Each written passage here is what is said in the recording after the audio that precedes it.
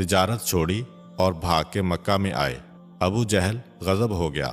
عائشہ شاعر دوڑا دوڑا چلا آ رہا ہے، وہ محمد صلی اللہ علیہ وآلہ وسلم کی بات سننا چاہتا ہے۔ ابو جہل نے بھی سر پکڑ لیا کہ یہ تو غضب ہو گیا۔ اگر اس نے پیغمبر کی بات مان لی تو اس کا مقام اتنا بلند ہے کہ اس کی وجہ سے ہزاروں مسلمان ہو جائیں گے۔ اے ابو جہل، کچھ کرو، عائشہ کو یہاں آنے سے روکو۔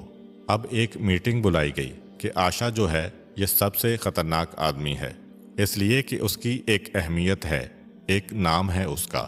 ابو جہل اور دوسروں نے میٹنگ کی اور یہ طے پایا کہ عربوں کے نزدیک جو اہمیت میں سب سے آخری چیز ہو سکتی ہے اس دنیا میں، وہ ہے 100 سرخ اونٹ۔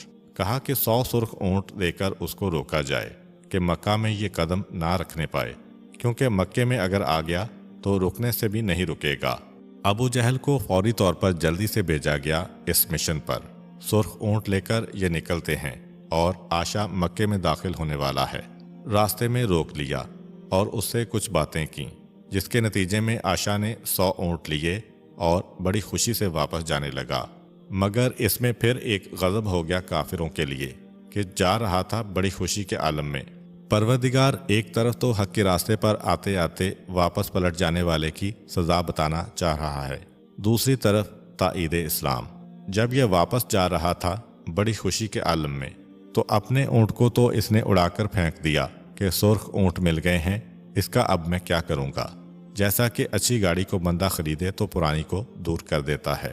اب یہ سرخ اونٹ پہ بیٹھ کے جا رہا ہے اور سرخ اونٹ کو اس نے تیزی سے دوڑانا چاہا تاکہ میں اپنی قوم میں جا کے بتاؤں۔ زیادہ تیز دوڑایا تو سرخ اونٹ نے اس کو جھٹکا دیا، یہ نیچے گرا اور وہ دوڑتا ہوا اونٹ اس کے اوپر سے گزر گیا۔ چنانچہ تڑپ تڑپ کر جہنم واصل ہوا۔ راہ حق پر آتے آتے دولت دنیا کے لالچ میں پیچھے ہٹ جانے والوں کا یہ دنیاوی انجام ہوتا ہے، آخرت کی سزا تو ہے ہی۔ مگر عائشہ کی موت کی خبر جنگل میں آگ کی طرح پھیل گئی، کیونکہ مشہور و معروف آدمی تھا۔ اب ہر کوئی پوچھ رہا ہے کہ عائشہ کو موت کیسے آئی۔ پتہ چلا کہ سرخ اونٹ نے کچل کر ہلاک کر دیا۔ سرخ اونٹ اس شاعر کے پاس، اس کی تو یہ حیثیت نہیں تھی۔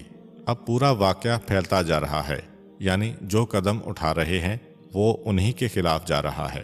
یہ پیغمبر اسلام کی نبوت کے 5ویں سال کے واقعات ہیں، جب حضرت ابو طالب سے قریش مایوس ہو گئے، پیغمبر اسلام سے مایوس ہو گئے، دونوں کے خلاف پروپیگنڈا شروع کر دیا اور مسلمانوں پہ مظالم بڑھائے گئے۔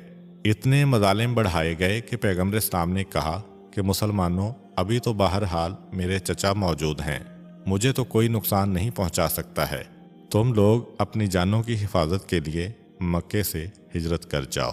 اس ہجرت کی تفصیل ہم انشاءاللہ تعالی اپنی اگلی ویڈیو میں پیش کریں گے۔